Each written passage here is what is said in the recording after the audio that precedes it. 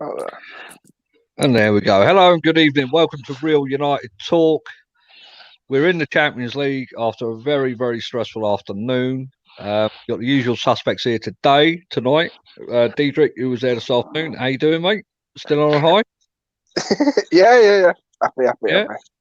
Yeah. We got Dia. Welcome, mate. mate. I'm over the moon today. Yeah, absolutely. Very happy to get back with Champions League football. Nice, good to have you back on again. Pankaj, mate, the invisible man sometimes who flits in and flits out. How are we doing? I'm good. It's a great feeling. It's like I wouldn't say it's like as if you won a trophy, but it seems like that because we're in the Champions League. Kind of seems like that, but okay. I know we haven't won a trophy. Yeah, it's a good feeling, though, isn't it? Good buzz. Yeah. I must say, you're looking very suave tonight, very calm. And he's brilliant. And Kylie, welcome back. Kylie's putting us all to shame tonight, though, because Kylie's wearing a shirt and we've all got t-shirts on. So we're going to start with you then, George. You watched the game. Yeah. What did you think? Did it plan out how you wanted it to? And there you go. Yeah, basically, go from there. Go. Yeah, so I think it did sort of pan out the way I thought it would do in terms of being quite a tight and cagey affair. I always thought that there would only be a few goals in it because of how high the stakes were, and players are always going to be playing slightly within themselves because they're terrified of making a mistake. So there was quite a cautious and pragmatic approach, I think, from both managers throughout the match. I was quite apprehensive about how it might go into the sort of dreaded last 20 and last 15 minutes, which I sort of mentioned, I think, at half time, where it was a higher likelihood that we would lose from that point, because I think there was even quotes from Harry Maguire that we wouldn't change our approach to this match, even though that we knew there was a draw. But if it was a couple of minutes left and we were drawing, that might be when we change our approach. So I was quite anxious that that might come into play the longer it stayed at 0-0. Fortuitously, just before the 20 minutes, of course, we won the penalty. Agent Johnny Evans helping us out tremendously there with the terrible tackle. There was a point where I didn't think it would be a penalty because it seemed almost as though he had got the ball, and I was just praying that it was going to be a penalty. But of course, Bruno dispatched it with calmness and coolness personified yet again from the spot. The record amount of penalties in any Premier League season now in Manchester United, 14 I think it was in total. And then obviously Jesse Lingard gets his goal from the bench that seals it off. But we were it was good that the goal came when it came. And it was always going to be a tough and tricky match. And the first goal was always going to be absolutely vital, really. As I said, whoever got the first goal, I thought was going to get the result they wanted out of the match. There's been proof in previous matches, particularly since the start of lockdown, that when we've conceded first, we've not got the result we've wanted. So just off the top of my head, Southampton, we conceded first, draw. Spurs, we conceded first, draw. Chelsea, we conceded first, lost. And there's some other West Ham as well, conceded first, and drew. So we have got quite a pedigree and a nasty track record in some respects, that when we've conceded first, we've not got the result we wanted. So it was always going to be absolutely crucial that we got the goal that we needed. And of course, like I said, thankfully we did.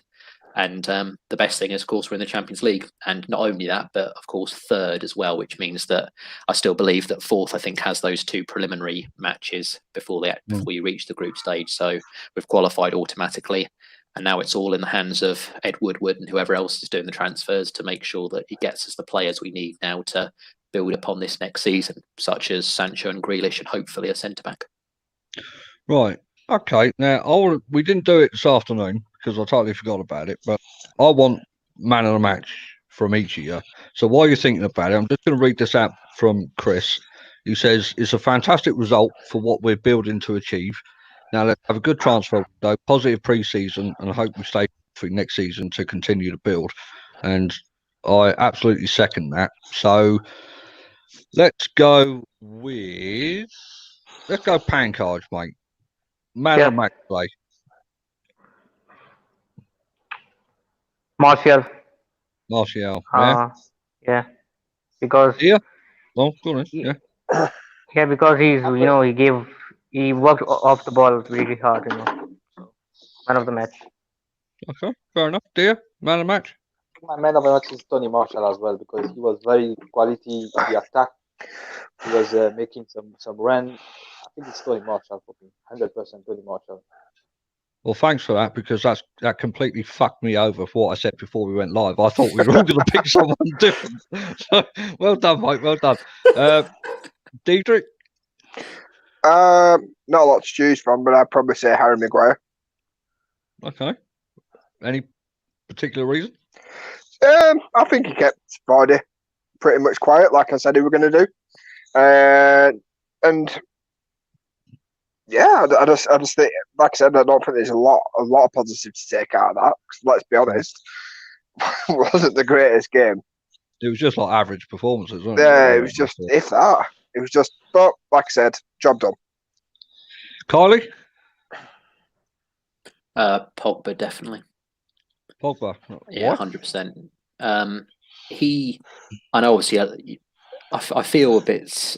Manchester United, I think, have now tweeted out quite recently that Bruno won the man of the match again, and it's voted for by United fans. And there does seem to be a degree of, even if Bruno, scored about 5 own goals, that he'd get the man of the match now. He was terrible today. Bruno was. He was. Obviously, the penalty was phenomenal. The fact, how cool he was, no matter what. Obviously, Kasper Schmeichel was trying all sorts of different things to put him off, like on that goal line, and it was a great penalty. So, but he was almost all his forward passes were just terrible. There was umpteen times where he could have made quite a simple ball he could have had to a striker, and he failed. It was really, really bad. Pogba, by contrast, I thought was very creative and was sort of creating good balls and good moments and was dictating the game as well. I think throughout the match he was clearly our sort of best player in terms of his contribution, the way he was keeping it simple and moving the ball as well. I thought around him, like I said, Bruno was trying too much and misplaying passes and all sorts, and Nemanja Matic looked especially in that first half, when there was a horrible moment, probably 15, 20 minutes in, where Matic decided to just pass to one of their players, got caught on the ball horrifically. It was terrible. And I thought, obviously up front, I thought that they didn't really have that much service, so they didn't have much chance to shine. And I thought defensively we were actually quite shaky. I thought Maguire got a yellow card really quickly, didn't he? Like within about 8 or 9 minutes. And I thought, oh my God, here we go. Maguire's not exactly the most what's the word, clever of people. So he's probably going to get himself sent off after that. He's got 80 minutes to try and hold on, and it takes one moment of just slightly mistiming a challenge, and he's off as well. So. Like I said, Paul Pogba definitely for me. Pogba. Right, well, someone has mentioned who I would pick as man of the match, but it ain't none of you lot. It's Chris. I think Lindelof was absolutely fantastic. Picked up the yellow card. I thought he was chasing down Vardy when Maguire couldn't get there. I thought he cleared the ball pretty well from the box. Whatever came in was headed out either by him or Maguire. I thought second half, mate, he threw his body in front of fucking everything that was coming in. So nearly Diedrich, we were the same. We've gone for 2 centre-backs. The bottom 2 have gone for 2 forwards, and Kylie's gone for the middle. So it all works out pretty cool. Right, well, I would have gone for Pogba. It's just I thought he had a bad second half. First half, he was phenomenal. I can't argue with that. First half he was really good, but he was good first half. He was picking it up quite deep and spraying the passes left and right. I thought second half he petered out a bit. I don't know. I thought United were on the back foot for some of that second half anyway. I said it. Pankaj jinxed him. Yeah, he did. Him and his half-time voodoo shit, mate. That's what that was. Right, Chris says Bruno was absolute shit. The knock on his ankle, I'm sure, didn't help, but he was awful. And Chris also says Lindelof was miles ahead of Maguire today for me. Oh, well. Well, like I say, I went for Lindelof. 2 lads went for Martial. Diedrich went for Maguire. Carly went for Pogba. So let's move on then to what the title of the show is. And this is going to be overall player ratings for the season. So we're going to do it as the team that was majority picked after the lockdown. So that would be De Gea, Wan-Bissaka, Lindelof, Maguire, Brandon Williams. I don't know. Would you go for Brandon Williams or Luke Shaw in that first 11? I'd go Do you want to Shaw. make it? Do you want to make it 12 then? Because obviously they played about the same time, didn't they? Yeah. All right. Matic, Pogba, Bruno, Greenwood, Martial, Rashford. Okay. So the way it is going, look, Max says it as well. Lindelof. Right. So there we go. Right. I win. All right. I've got 3 votes. So, right. Let's go with De Gea first then. Now, what do you take into account, right? Everything that's happened throughout the season for each individual, right? And then what we're going to, I've got a surprise at the end of it for you. Okay. So we will start from, we'll go around in a circle. So Diedrich, Kylie, Dia, Pankaj, and keep going around. Okay. So Diedrich, De Gea, what'd you give him? What did we say? 5 is average. 5 will be average. Yeah. If it's a high end 5, 5 plus, low end 5 minus, 5 minus. 5 minus. 5 minus. Kylie? I would say 4. 4. Yeah. Dear? I give him a 5. 5. Yeah. Pankaj? 5. I would give Good mum then, George. 4 probably. You got to be more supportive of the goalie. Gotcha.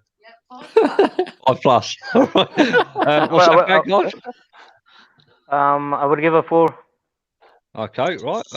I'll tell you what, there's no more than average then from all of you.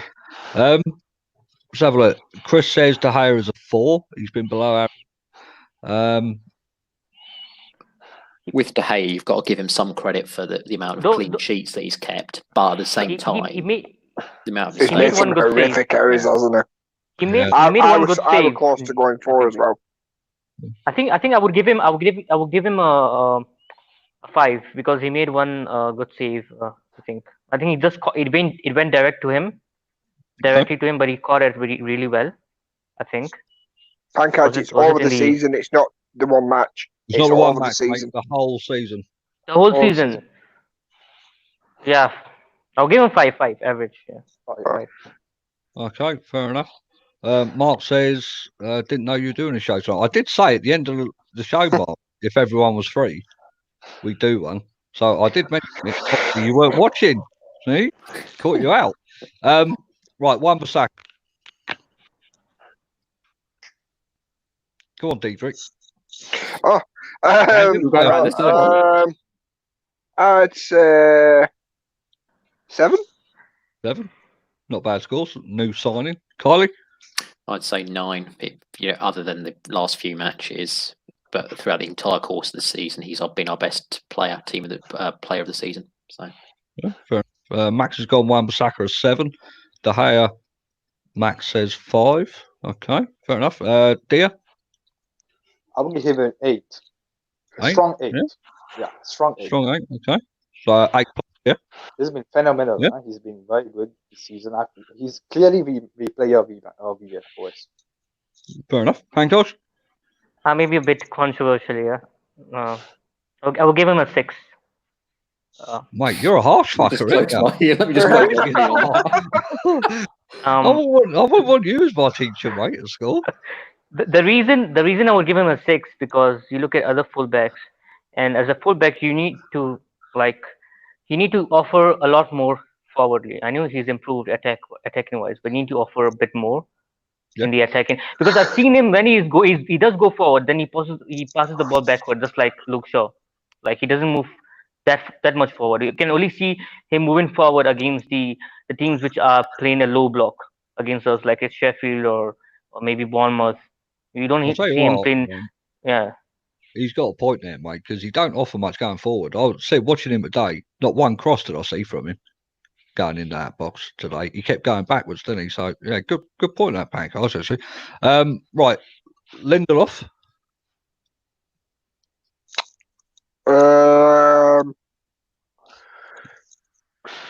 6. 6.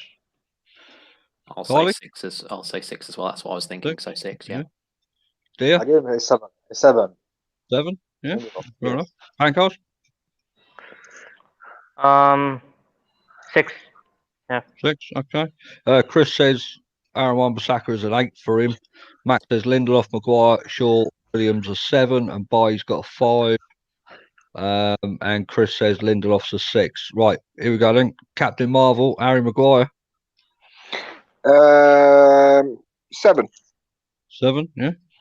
Carly? I'll say 7 as well. Yeah. Yeah. Dear? Definitely 7. 7. Pankaj? I'll go a bit higher, 8, because since he has come in, right? Since he has come in, right, he has improved our defense, and we have conceded 36, just 36 goals this season, which is the third highest this season, beside Liverpool and City. So yeah, I would. And where we were last season without him, there's a major difference. So yeah. Yeah, sure enough. Right, I'll tell you what. He might be arch, but he is on point on some things. Right, we'll do Williams and Shaw together. So 1 for each then, Diedrich. Shaw. 5. Brandon, considering he's youngster, I don't know. 5 plus. 5 plus. I didn't really expect anything from Williams, so I'm not judging him by the same standard. Fair enough. Okay, Carly. I will give Shaw a 4, and I'll give Williams just because I think he's done well when he's come in, and he's a very young player. I'd give him a 6. Okay, Dear. I give Shaw a 6, and for William, I give him a 7. Right, decent. Pankaj? I would give Shaw a 7 because defensively he has been good as a fullback, and he has covered up he has covered up for the centre backs in most games, to be honest. So I would give him a 7. Okay. And Brandon Williams I would give a 6 because I think he's still a young player. I agree, but I think he's not ready yet. I think he needs to go on loan somewhere or else, or we need to buy left back, I guess. And I think Luke Shaw needs to be a backup sort of left back or either compete for his place. So yeah, I'll give Williams a 6. Okay, right. Chris says a 5 for Maguire. He's been average, and I expect more out of the captain. Fair enough. Mark says, "Is this the season ratings?" Great. I know it was, Mark. I told you it was a great idea, didn't I? Max, I ain't going to read that out yet because we ain't got there yet. Chris says Shaw's an 8, Williams a 6, and then Chris said Shaw a 4. Are you mad? Okay, I will read out Max's now because he's gone with Matic 7, Pogba 7, Bruno 8, McTominay 6, Fred 6, Pereira 4. So he's gone Matic 7. So that's the next one then, Diedrich. Matic 7's the standard by Max here. You see, with Matic, it's a difficult one because it's hard to turn off what we've seen the last 3-4 games. I mean, I know he's been arguably one of our most important players prior to these last 4 games, so it's hard to take. It's hard.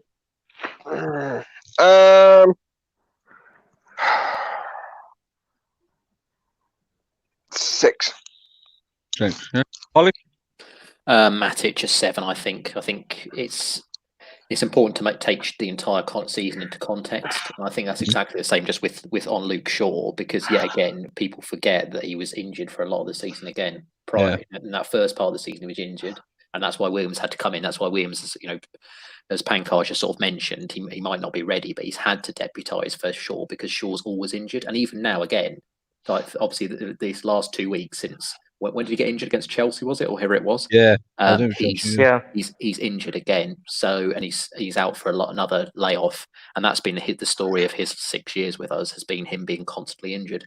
I think it was before Chelsea. I think it was Southampton, weren't it? Because then we brought on Williams, and then Williams had to go on. Yeah, but again, he's out again injured, and like I said, we do need a new left back because Shaw is just constantly injured. So, but Matic, like I said, since he's come back into the team, has been influential. But at the same time, he's only been sort of. He definitely wasn't as good prior to that. I think when he came on for various appearances. So 7. Chris agrees with you, Kyle. He says Matic 7 for me. He turned it around and has been crucial. Yeah. So I think he's got a point there, mate. He's earned himself a new contract, mate, and that's, I wouldn't say that's easy at United, but it can be quite hard. Dia, Matic? Yeah, I give Matic a 7 because he's very, since he came after, especially this pandemic, especially when we see him play in the defense, when he support Harry Maguire and Lindelof very well, and he let Pogba now a free role a bit. So Matic has been very vital for us. A 7 for him. Yes, fair enough. Pankos? I'll give Matic an 8 because since after the restart, he's been an important player, I think, as a CDM, protecting that back four and dictating the play, making the passes for Pogba and Bruno and to create in the midfield. So I think he's been an important player in us winning a lot of games and scoring early in the first half. And I think people forget the assist he made again for Greenwood to make that pass to Bruno against Brighton. That assist, man, that pass he made was really crucial. Yeah. That passing was, it was superb. It was class pass, man. Superb. Seriously. Yeah. Right, So now this is going to be a good one because it's Mr. PP, right? The world-class superstar. Okay, so Diedrich, let's see what you come out with for this one. I can't say he's been amazing since restart. I'm probably gonna have to say like a 5+. Yeah. Because let's not forget the guy's only played like eight games for us this season. Yeah. He didn't play prior to lockdown, besides one game I can think of. So I can't give him a 6 or a 7. If he played like he has done all season, I could probably give him a higher number, but I can't judge someone on 8 games. You can only judge him after lockdown, can't you, really? Yeah. No, there's not much else you can do. Kylie? 8. 8 for Pogba. Oh, God. Jesus Christ, man. Jesus Christ, that's too You high. can only judge on the games that he's played. You give Shaw a 4, but you give Pogba an 8. 100%. Kylie, go on. 100%. Pogba is absolutely vital to our team. There was quite an interesting graph that I saw on Twitter where it showed our sort of like chance creation and sort of attacking threat, and it's directly linked. It's not even directly linked to Bruno. Bruno did help the attacking threat, but it's actually directly linked to Paul Pogba. So there's our sort of like attacking threat on this graph is extremely high. It was extremely high in the first part of the season before Pogba got injured. And then Pogba gets injured, drops off a cliff, the attacking threat. Obviously Bruno comes in January, whenever he came in, it goes up again. And then after the lockdown, who obviously, like I said, Bruno was playing prior to the lockdown for those few matches. But where has the best form of our team been? It's been after the lockdown. And the only players that you can directly correlate to that are Paul Pogba and Nemanja Matic. Because the other... Well, even since lockdown, he hasn't exactly been setting the world on fire, Kyle. George, I mean, look at the fuck up he did against West Ham. Then look at the situation in Southampton where he arguably led to a goal. He's been great. I think he's him. The difference in our team with him playing has been the reason why our form's been as good as it's been since the lockdown. Him and Matic coming in instead of Fred and McTominay. And you can't, as I said, the results themselves, you can look at sort of individual errors, but there's also his performances in those matches as well have been very good. He's had lots and lots of very good performances. There have been individual errors, but there's no player in our team that's been blameless in any of those matches or hasn't had like some terrible games. And often he has been our best player, despite the fact that people have obviously given it to Bruno all the time. And like I said, our sort of best form has correlated with him and Matic coming back. Bruno did directly lead to us getting better, obviously, since January. But obviously, then we had those like month and a half or whatever before the lockdown, and obviously since the lockdown was when we obviously had all those wins on the spin, and where we've obviously caught up all those points on Chelsea and Leicester. So Pogba is an 8 from me. I've got a funny feeling the two Indian lads are going to put you in your place here. All right. Dia, go for it, mate. I give Pogba a 6. 6, okay. Especially why? Yes, I give Pogba because Pogba, there was been a lot of talk about him, considering as a virus, his injury, everything. But when he came since lockdown, he proves a lot of doubters wrong.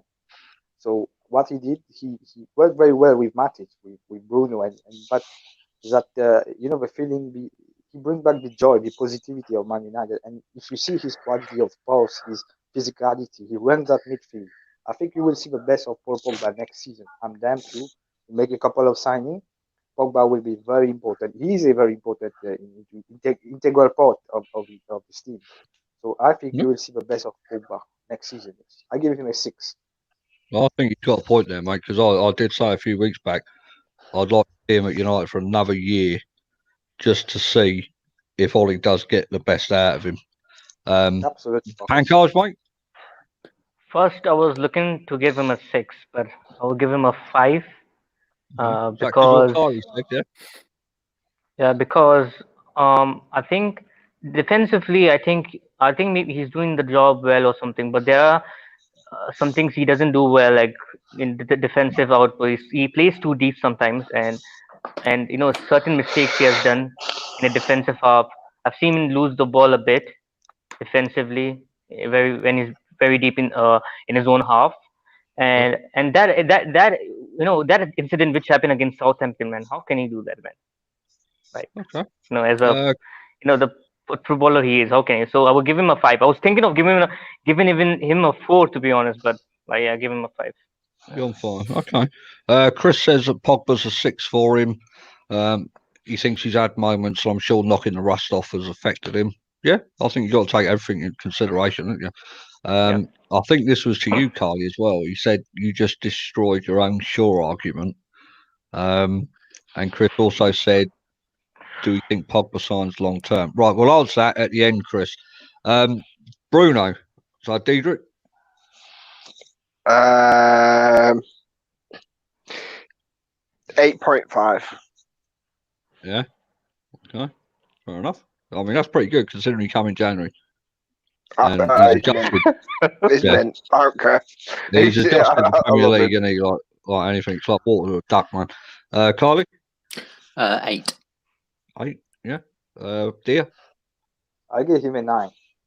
A 9, yeah. Fair enough. Yeah, especially because the way he has spread positivity. Yeah, fair enough. Right.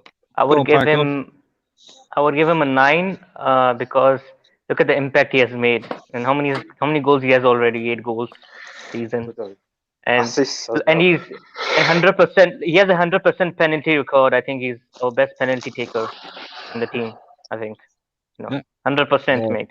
Like unbelievable. Chris says Bruno's a 9. He's been the single most important player to our squad. I think he has. I think he is the most important. Yeah, at the minute. Yeah. Right, let's go with Mason then. Breakthrough season. Diedrich? 9. 9, yeah. Carly? I'd say 8 again. I think there's been he has been tremendous when he's played, but there have been certain games where he's been a bit anonymous, where he's sort of like when you're a young player, you don't have that level of consistency yet. You can sort of fade in and out of games, and there have been a few games where he's been taken off because he's been quite ineffectual.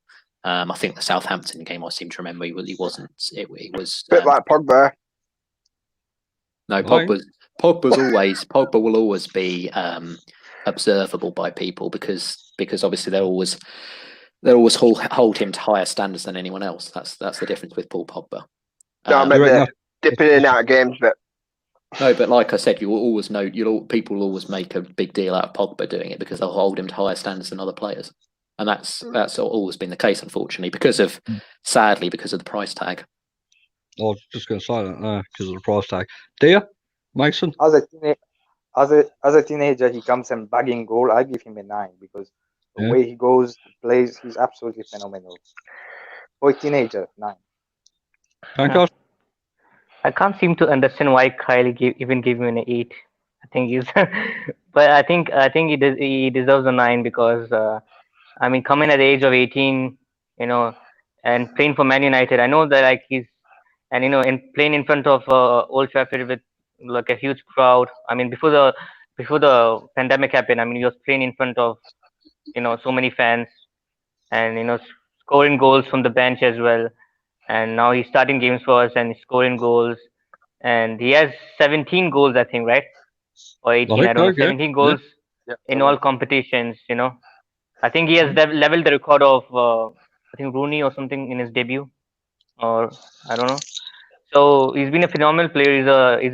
I think he's a one in a generation talent. So yeah, a 9 for me. 9. Chris says Mason's a 9. What more could you ask out of him? I've got to say, I think Chris is spot on there. I think for a young lad learning his trade, I think he exceeded my expectations. Even to the point where I do question whether we actually need Jadon Sancho, but that's another show. Let's have a look. Chris says, when your name is alongside Rooney and Best, you've done something right. That's it, Chris, mate. Yeah. On to the next one then. Rashford. Diedrich. If not for his it's not for his post lockdown form, I'd give Rashford a 9. But I think he hasn't been exactly been the best since he's come back. I mean, he has scored some important goals and some good goals, so I'd give him an 8. Yeah, I think he's been pretty solid, mate. To be honest, he's been involved in literally everything that's gone forward. Kylie, I will give Rashford a 9. Yeah. So same sort of level as Pogba, then. That's a higher mark than I gave Pogba. Yeah. So that's principally because I think he's been very, very good in terms of the amount of season that he played. He was obviously our bright spark when we were absolutely terrible from about September sort of to December. And of course, I think even post lockdown, I think he has been very good. I think it's almost gone unnoticed that he's been, a good part. He's got quite a few assists since post lockdown, as well as had some good performances as well, particularly against Crystal Palace, for example, when it went quite a tight game. He was obviously the difference in terms of a coolly taken goal and also a brilliant run for the an assist obviously for the Martial goal. So, like I said, I'd give Rashford a 9 because he's contributed over quite a few games, obviously, and especially during a period where we were really struggling, which was obviously pre-Bruno. Yeah, fair enough, mate. Good. Dear Rashford, I give Rashford an 8 because the way he played with connection with Luke Shaw, and he has a phenomenal pass he has been making with connection with Martial and so on. It's been very good performance for him. Yeah, correct. Panko? I will give Rashford a 9 because I don't think so. He was like dreadful after the lockdown. I think he's become a more improved player before the lockdown because I've seen him not playing from himself, playing for the team. I've seen him involved in the build-up play, calm and composure. I've seen calm and composure from him in front of goal. If you look at the game against Palace, right? He was calm and composed in front of goal. You would see if it was the old Rashford, right? You would see him just smashing it into the goalkeeper and maybe missing, So he's been an improved player, in my opinion, in front of goal. So yeah. Chris says a 9. That injury he had, it's quite. Yeah. Bad injury, wasn't it? Back in. It kind of made him. He was a bit sloppy as well in particular games, but he was good in moments, and I think slowly, he became more calm and composed as a player.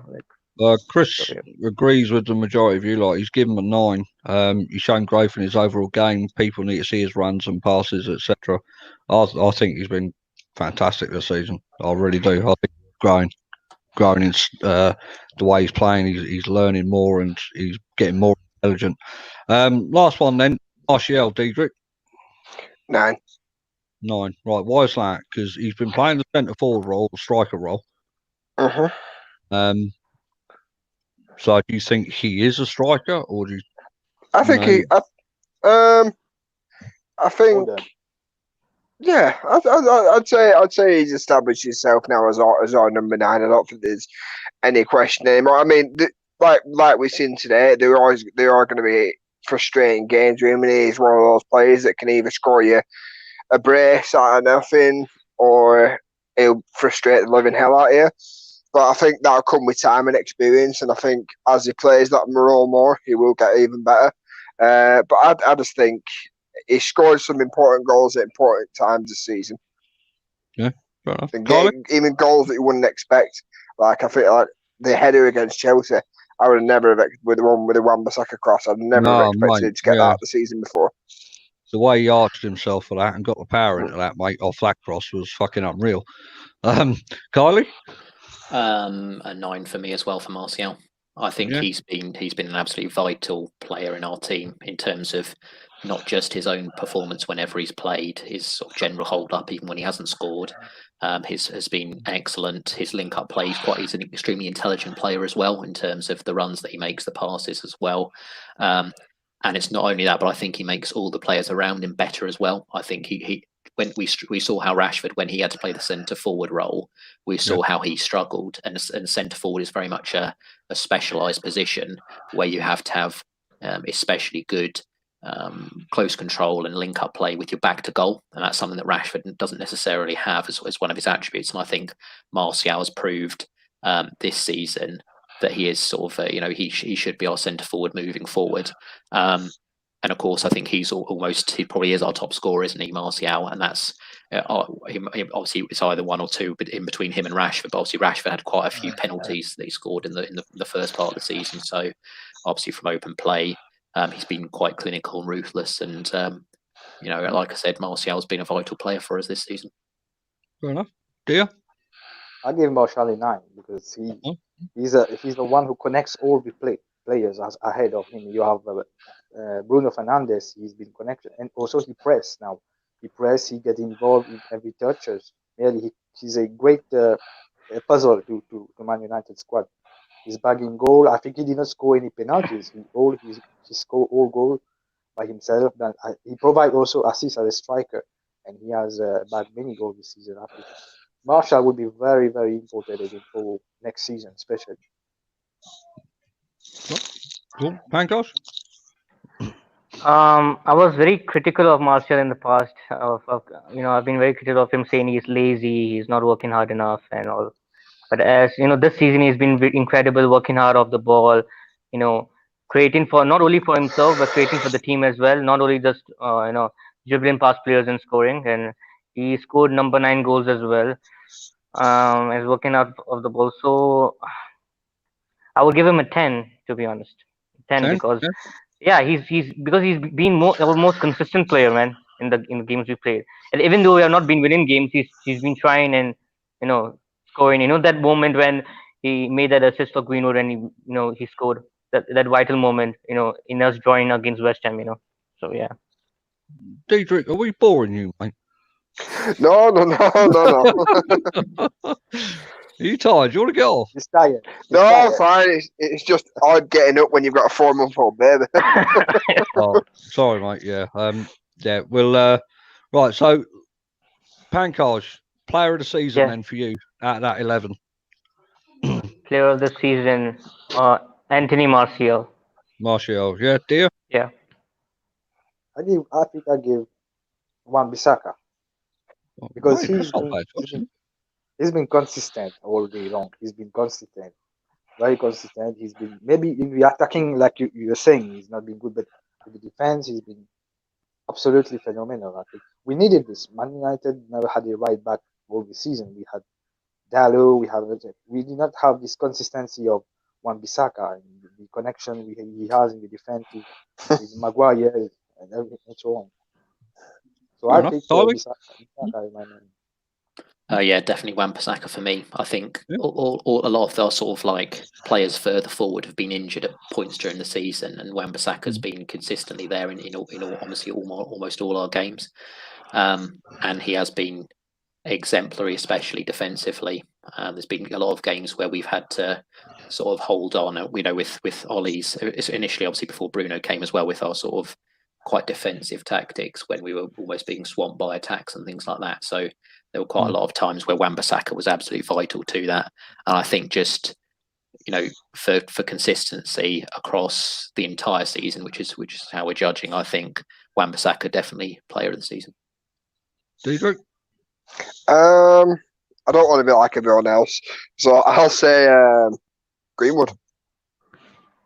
Mate, breakthrough season, and to do what he's done in important matches. Some of them, like every point matters towards the end of the season, doesn't it? Like when you look at games like Everton at home, which we should have won, but quite convincingly, he come on and got us the equaliser, and there were a few very important goals. I'd like to go with Greenwood. I always like to go for an attacker rather than a defender. Right, it's interesting that you all give high ratings to the forward line, because obviously Ollie being an ex-forward, now in charge of the club, he must be doing something right for you all to agree like with 9s and 10s for the front three. Max says Bruno, Jessica says Bruno. For me, do you know what? I'd probably go with you, Diedrich, actually. I'm really, really impressed with Greenwood and with Williams, to be honest. Both youngsters, both thrown in at the deep end. Both, they've come out of this season with flying colours for me. They've gone above and beyond what I expected of them. Especially, like you said with Greenwood, mate, double figures in goals. 16 or whatever it was. I think he's been quality. Periodically, I thought when he had the ball, where the fuck is he going? And then it's in the back of the net. And I think, Jesus Christ, the kid can't do no wrong. I think Igalo should get a 10 for his goal against Lask. Well, I mean, Mark says here, McTominay, Fred and Pereira deserve a rating. They played a lot of games in the first half of the season. I mean, do you want to do that? Have you got time to do that? I wouldn't mind it. Yeah, all right then. Right, go on then, Diedrich then, McTominay. McTominay, 6. 6, yeah. Kylie? I'd say a 7 for McTominay. 7. Dear? 6.5. Yeah. 6.5. Pankos?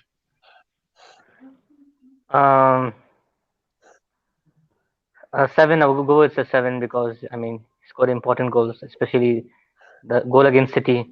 I think Tommy's been pretty decent, mate, when he's filled in there. Again, you got a young lad in there going up against the likes of fucking Kante and all that, Xhaka, and you look at the CDM role, Premier League, there's some decent ones in there. Mike says bronze medal. I'll take that. I think he's referring to the league position. We've finished. Yeah. Jessica says Scott McTominay is 7. Some games 8. So this one's going to be pretty quick. Pereira. Diedrich. I'm gonna hate this because I used to rate Pereira. I thought it was going to be a next big thing, but I'd probably go about 3. 3, yeah. There's not much you can say about Pereira, is there really? It's so frustrating because he can smack it in the top corner out of nowhere, but then just do nothing for 30 games. He's so I can't figure the guy out. Carly, Pereira. 1 for Pereira. Yeah. I think he was terrible for the games that we played. I mean, let's be honest. When Bruno came in, that's the real sort of although Bruno has been superb and almost the best number 10 since he's come in terms of goals and assists. It was made even more stark, the contrast with how bad the various people were that were before him. And Pereira was we almost forget because it does feel like, especially with obviously the break and now continuing the season in the summer, what would ostensibly be the summer, it feels like it's almost a year ago since Pereira was filling up number 10. So it feels like you can't almost remember the horrors of what he did. I think he only scored 1 goal, didn't he? Which was against, I think, maybe Southampton or something like that in the reverse fixture, where he just ballooned off a defender and went. It was a horrendous goal, like a very, very lucky goal. And I think that was his sole contribution to the team. So 1 is a fair score, I think. Yeah. He did get an assist against Burnley, but that. Forget that. We'll ignore that. Dia Pereira. It's a 3 for me for Pereira. I really hope that he's being successful at Man United. I had hope, but I don't see it coming. Chris has gone with a 3. Max said McTominay was a 7 for him. Chris also says he's peaked in that pre-season of LVG. That's the season I thought he would break through, to be honest. I thought he was fantastic in that pre-season game against Wigan, I think it was. No, that was Mourinho. The pre-season before that was the one where he went to America. I think he scored a header. Oh, right. He scored on his debut against Ipswich, a free kick. Played against Wolfsburg, and that right. We've never seen him again. It's fucking. I thought the pre-season with LVG, he looked really good, and then all of a sudden, I think he went out on loan, didn't he, or something, for that season. Fucking for second half, I think. Yeah. Except for Januzaj, a lot of players died underneath him, didn't they? Pankos, Pereira. I don't want to be harsh. I'll give him a 0. You can't be harsh. Carly, give him a 1. I would give him a 0. I would give him a 0 because he doesn't offer anything. Like, to be honest, and when he's come from the bench as a bench player as well, he's not offered anything. To be honest, as a squad player as well, he's not offered anything. And you do have some expectations from Pereira because he did well. He did well in the La Liga for Granada, and he had a good season over there, one good season. So we expect something from him from the bench, but 0. Nothing. There was a bit I remember in the match again at the Etihad. Obviously, that when we did do a brilliant, we obviously won brilliantly in the league. There was a bit where he came on from a sub, and we thought he was going to try and keep it tight or keep the ball or whatever. And within about 30 seconds, he's just upended a player and got a yellow card. Just senseless and stupid. And he just booted Sterling up into the sky. Terrible player. Chris said Jose tried to make him a CDM. That's sackable in itself. Like, Jose did some strange stuff, mate. He did some strange stuff. Yeah. I remember that game against West Ham. Did he put McTominay in defence as well, didn't he? Yeah. Stuck him in at centre-back. He just got destroyed. Yeah. Weird guy. Right, so final one then. Fred Diedrich. 6. 6, yeah. This is I can see Kylie fucking grinning already. Like, this is going to be a lower than mine. Go on, Kylie. Fred. 5, I think, for Fred.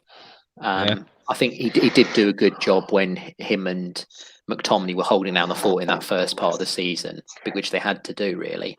And there was quite a lot of talk, especially prior to lockdown ceasing. There was quite a lot of talk that Pogba shouldn't return and Fred should come in.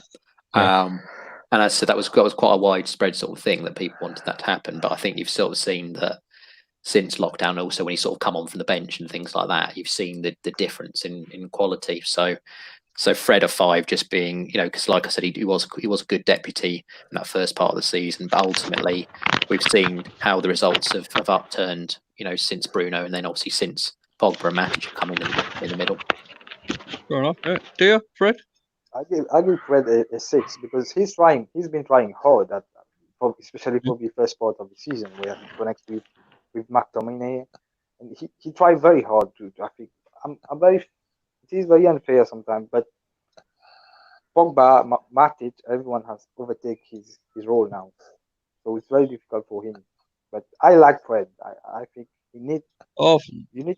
Yeah. Like Carly just don't like him, dear. That's what it is. Yeah. I said at the start of when I first had that video with Rodney, however many weeks ago that was, which I think was maybe prior to Spurs or something along those lines. I said we want to see that. Obviously, we don't want to see Fred, and thankfully we've not. Thankfully we haven't, because the absolute levels between, and we've all seen it as well. We've seen the drop in quality when Pogba and Matic and Bruno all go off. We've seen that those 3 are clearly our best, central midfielders. And Fred has, often there's a slight sort of stats about how many duels he's won, but in terms of his sort of overall play, I think Pankaj mentioned that he scored a few important goals McTominay had scored for us. I don't think wasn't Fred scoring 2 goals against some rubbish team in the Europa League, which we were already winning against? I think that's been his only sort of like goal or assist contribution this season. And he sort of styles himself as a box-to-box player rather than a CDM. As I said, there was a stat. He probably isn't now because he didn't play for the final part of the season. But there was a stat that he was the most dribble pass player in the top 5 leagues in Europe. So Quite a limited player for me. But like I said, 5 felt fair because he did step in that first part of that season when we had absolutely no one. So. Fair enough. Chris says Fred's a 5. He's had some good and bad moments, and Chris also said Fred is a fantastic Everton signing. Encourage Fred. Fred, I would give a 4 because if he's a box-to-box midfielder, the shots he takes is abysmal. Like, it's not even on target shots sometimes when he takes it, and and he calls himself like he's meant to be a box-to-box player and meant to be a creative mid. I think he's meant to be creative midfielder, or like sort of that kind of guy, or pacey midfielder who can create for other people, but he doesn't do that. He's not like creative midfielder sort of thing. And and if you look at the shots he takes on goal, it like goes way over the bar, like not even on target. So for him, he's not really good enough. He's really limited, as Kyle said, as a player. So yeah. You two agree on something? I'd never thought I'd see the day. Right, YouTube throws up all sorts of shit, doesn't it, Diedrich? Right. We shall end it there. That is the players' overall season. Oh, we're not going to do Lingard? I was looking forward to giving him a 10. Oh, God. The way you're yawning there and rubbing your eyes, I think you're ready for bed. No. I think I've got that hay fever. My eyes are really itching. Right, is anyone tired? Does anyone want to go off? No? Dear? No. Right, so I've got a question to pose to you now. After you've done your ratings, right, I have a question to pose to you. Now, bearing in mind your scores that you give each player, right, I'm going to say to you, you've got 150 million, right? Where do you spend it? Now, okay. Now, bearing in mind your ratings, you give your goalies, your left backs, your midfielders, your forwards. Yeah. Where are you going to put that 150 million, right? So let's see, who should we go for first? Well, let's go with Pankaj first. Look, he's very talkative. Yeah. Right, Pankaj. I'm Mr. Woodward, right? There's your 150 million. Who you buying? I'm gonna go like 150 million. Yeah. You got 150 million. You ain't getting a penny more, right? You ain't selling no one, right? You've just got 150 million. Where are you going to strengthen based on your ratings? I'm gonna spend on a left back. Okay. Because I think Shaw is a bit injury prone. He gets injured a lot, and we can't trust whether he can stay fit or not. So a left back, and any idea who? And then I would go for a CDM because I think Matic is limited to certain games, because against the low block teams he can play quite good, but against the teams which are going to pressure risers like Southampton, or maybe even a Watford or Southampton, or like Leicester City obviously, and other teams which can put amount of pressure, like press us, and not allow us to play out from the back really well, and we kind of panic in defense because the back four kind of has that pressure to deal with it, and they don't get enough support from the CDM. So I would go for CDM. And you're going to go 75 million per position, yeah? Yeah. Okay, all right. So you're going to get a couple of decent signings in for that then, in my eyes. Jessica says that she loved that Jesse scored, and more so Ollie and the team's reaction. She also says Fred 6, Romero underrated 7, 8, and Shaw also underrated 7, 8. Mike says next season do the player ratings over 3 games, as players can have 1 good game and 2 bad games. Final judgment after the first match, just a thought. Mike, cheers for that, mate. I shall take that on board. And when we've done this, we'll do the rating for Ollie. So next, 150 million, Kylie. Here you go. Where are you going to spend it? It's quite difficult to only spend 150 million. I'll first say that. Mate, heads are tight arse, you know. Because that's all you're getting. because as you know, I've sort of mentioned in a previous show that I need 6 players. So I know these would be 6 quality players in 6 different positions. So yeah, but so I'm basing this on your ratings, right? Right. On your ratings for your team ratings for the team. All right. So which 2 areas based on your score do you put that money in? So first of all, well, ultimately it's going to be 2 players, isn't it? Because we're saying that Sancho is going to cost around about 100 million, and he has to come in for me, based on the ratings that I gave with Greenwood. Obviously, I didn't rate him as highly, and I did say that he had games where he was not necessarily as consistent as he could be. There have been games where he's not affected things, and I think Sancho would be a good player to have in there. Who is a bit like Bruno in some ways, sort of an assist and goal king. It's whether he could that will transfer from the Bundesliga or not. So let's just hope it will. But I think Sancho, for 100 million, and then obviously based on the horrific rating that I gave Andreas Pereira, which was a 1, I would say Jack Grealish, because ultimately you get Grealish for 50 million. Come on, be serious. Yeah, it'll be something in that region. And ultimately, I don't think Sancho will be necessarily be 100 million. It'll be sort of like 80 to 90 million, and then obviously add-ons and stuff. So it'll be around about 150 million altogether, if that makes sense. And obviously Jack Grealish will offer us another attacking option, especially because next season we're going to have all those competitions played simultaneously, and you're going to need rotation, and we have to have that. And obviously Pereira is one of the players I gave the worst rating to. In fact, I think he was the person I gave the worst rating to. So yeah, based on that, you've got to bring in Jack Grealish. So there's my 150 million spent. So you're right. So you're going for Sancho about 80 million. 80 to 90. 80 somewhere in that region. Then obviously Grealish will be the other monies. I think it'd be silly for me to say that we could probably get a third player with about 10 million if you're lucky. If Woodward haggles around. Ed ain't giving you no more.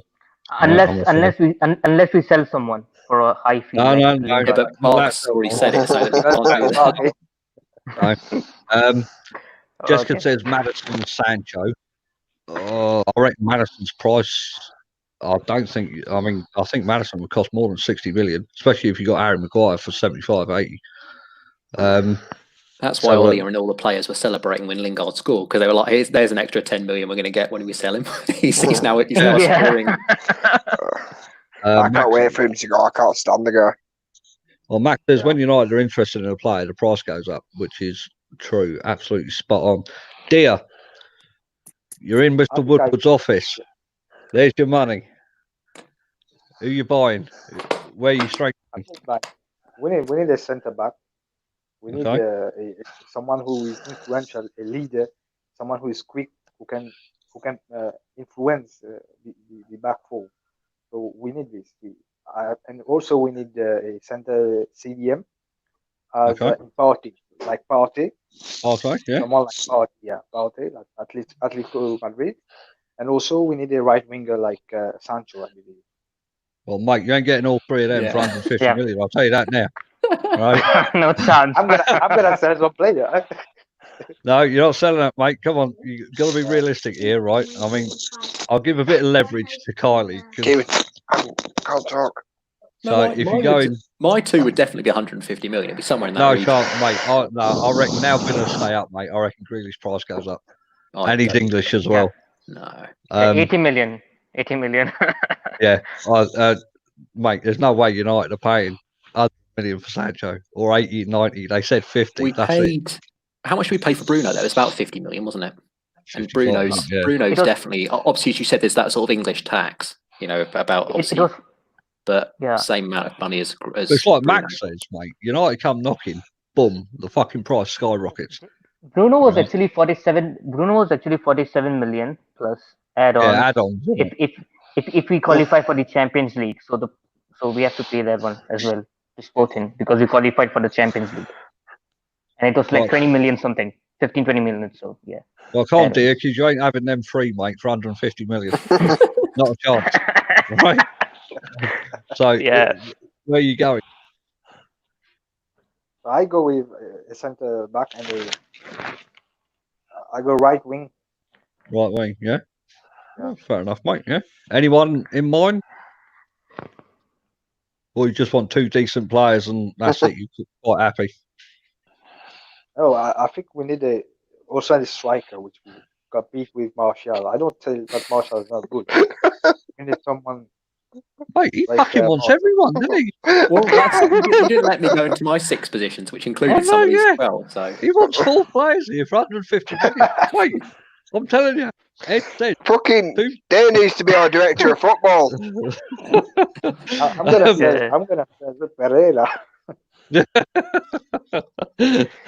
Right, so who's gone for centre back, full back, winger, striker, you name it, he's gone for it. You're getting players from Preston North End, mate, if you want all them players. Diedrich, 150. There you go. I'd bring in 3 players. I wouldn't bring. Normally, I'd say I'd bring in Sancho, but obviously, based on my rating that I give Greenwood, I can't really go higher. So I'd get Alejandro Grimaldo from I think it's Benfica. I think you get him for about 30 to 40 million. Anyone heard of him? I don't watch foreign football, so I don't know. He's an ex-Barcelona left back. Okay. Really good youngster. Really good going forward. I'd get Partey for 50 million. So obviously he's got a 50 million release clause, and that'll leave 60 million left over for Grealish. You know what, the players which I would go for, right, for 75, I would go for the CDM. I think he plays for the midfielder. He plays for Leeds. Kevin Phillips.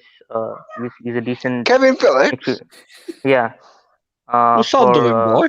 He's retired. For Leeds. Phillips. Oh, Kevin where Phillips. did you fucking pick him from? Yeah. Leeds. For Leeds. Right. Leeds won't be selling to us though. But how much would you say you reckon it cost? How much would you spend on him, Pankaj? 50 million, 40 million. Like, wouldn't be that expensive, would he? Like, so he's from the Championship coming into the Premier League, and he's not even played a game for Leeds in the Premier League, so he wouldn't cost that much. And then, obviously, if I buy a fullback, so he's going to cost maybe 60 million. Ben Chilwell 70 million. If I buy Ben Chilwell from Leicester, so 70 plus 40. Right. Mark's throwing a spanner in the works here. Look, shoot. What about that one? 40 million. Yeah. Charlie's shaking his head. Just like, Jesus, he can't believe he's being linked with United. No, Carly, explain. I just think you need Sancho. I genuinely think he's going to be one of the top 5 best players in the world within the next 5 years. If he carries on the same trajectory, and if he can get the same, anywhere near even the same amount of goals and assists that he's got in the Bundesliga, I think we'll be far pushed to sort of get a better right winger, and I think he's genuinely worth the money that we're going to pay for him. He could be here for the next 10 years. Obviously, what is he now, like 20, somewhere in that region, 20, 21? So he could be with us for the next 10 years. Phenomenal player. We've got to get him in. I kind of agree with Kyrie.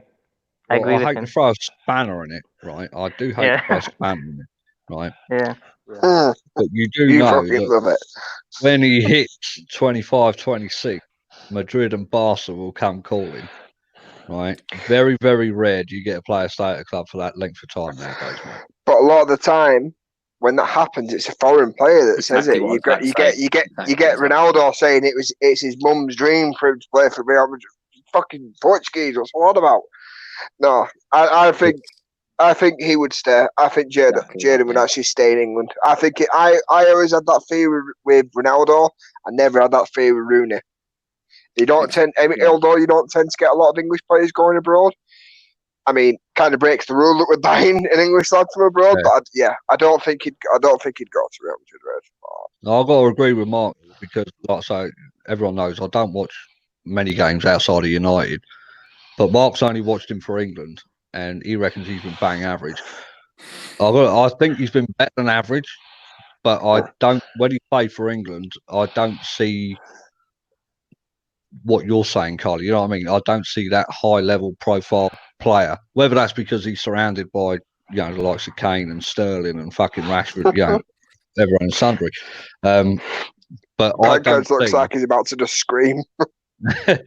I don't see the hype, but again, that's my fault because I don't watch the Bundesliga, so I don't really know. So basing it on what I've seen of him, in many ways, I wanted Al West almost, but of course, because I've already picked for Sancho, and I know the other player I want that would cost about that same sort of amount, and we'd never get him, is Alphonso Davies, because obviously I gave Shaw an incredibly poor rating, and Davies will be at least 100 million, but he, as I said, I think he's going to be, and I've watched him plenty of times now. I think he's going to be the best left back in the world very shortly if he isn't already. Which league is he at? In it's a foreign league, isn't it? Is it Bayern Munich? Right. Amazing. Okay. Right. Okay. What do you think about Alba? What do you think about Alba? He can play. Why Jessica? Jessica. No. Alba. Good Luck Chuck was a brilliant movie. I do some weird things to that woman. Well, do you know what? Hang on, just sticking with Sancho a minute. Mark brought up another great point here. Look, Sancho's already proved that he's willing to go abroad, so he'll have no qualms in doing so again. You know, I mean that sort of bungs YouTube's English. Not for me. I think it's very different when you may be right. He may go to Barcelona and Real Madrid. There's no way to say definitively, but historically we've seen that with a lot of our sort of best English players over let's say like sort of my lifetime, or at least let's say like the last 20 years, there've been a lot of players that we would consider, even not only just at Manchester United but across the board, who have been, you know, absolute sort of world beaters, and a lot of the English ones have stayed here. So you're talking even like Frank Lampard, Steven Gerrard, Paul Scholes, who else? Sorry, select few that went abroad, weren't it? I think it were I think at one point Real Madrid had Owen, Beckham, and fucking Woodgate, but he had an amazing debut, didn't he?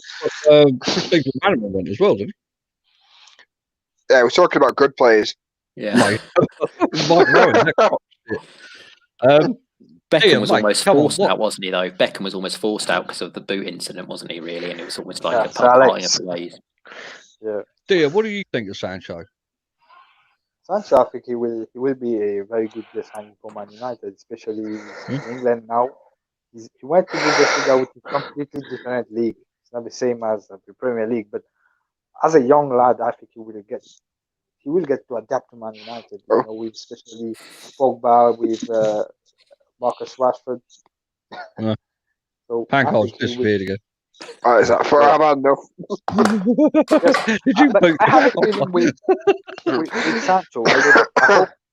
I just hope he don't turn out like Memphis Depay was at Man United. I have a feeling for Sancho, but he's England. He's a Englishman, so I think he will be about to Man United. And I don't think he will go to any foreign club. I think he will stay as Man United, and maybe he may get the number 7 shirt. I think that's going to be a key factor, isn't it? That number 7 shirt. Yeah. That's open for discussion, that one. Right, we'll call it quits there because I can see Diedrich falling asleep. He's getting bored now. Mark says Pankar should change his name to Merlin. He's disappeared as magic. He should. Jessica said he was sold by Fergie for getting bigger than the club. I think a lot of that was down to his missus, you know, and it making him dress in fucking skirts and shit out in public. Bitch. Wasn't a good image. Wasn't a good image for United at the time. Right, but we did replace that the lad we replaced him. We didn't turn out to be bad though, did he? Well, no, not really. You know, and the lad you replaced him with, was a crock of crap. But I'm talking about Valencia there. Fellaini and Cleverley return 150. Mate, I don't think Fellaini would ever come back. As much as I wanted to come back, he'll never come back. Right, that boys, number 7 shirt is due a sort of like revamp anyway, isn't it? Now, ever since Ronaldo, the amount of terrible players that people that we might have thought were going to sort of like bring back the status of it. So Depay obviously was one of them that we thought, you know, might turn out to be a world beater. Orange. Alexis Sanchez, but Alexis Sanchez, we were everyone was quite happy when he signed, and because we all sort of remembered the player he was at Arsenal when he was pulling up trees, and then he sort of fell off a cliff. But I think Sancho is slightly different, I think, to a lot of those number 7s in the fact that he's very young compared to them. Owen was almost like past his best by the time he got to us. He was brilliant for Liverpool, reasonable for Real Madrid. But as I said, I hopefully Sancho's going to restore the number 7 shirt to its former glory. Exactly. Yeah. I think much needed, mate, for that shirt. It's been disrespected and shit on and everything like that the past few years. One of the worst players to ever grace it, I think, for me, was Di Maria. The way he treated that shirt to me was beyond joke. But right, cheers for coming on, lads. I know I said a quick half hour, but it never turns into half hour, does it? Because we just get talking and it carries on. Right, thanks everyone for watching, and we shall keep you all posted on when one will be. Hopefully it'll be during the week where we do nothing yet, and hopefully we'll get a schedule where it's a bit earlier as well for Dia and Deidre. All right, so you don't end up falling asleep. Right. Catch you later, boys. Bye. Okay, mate. Bye.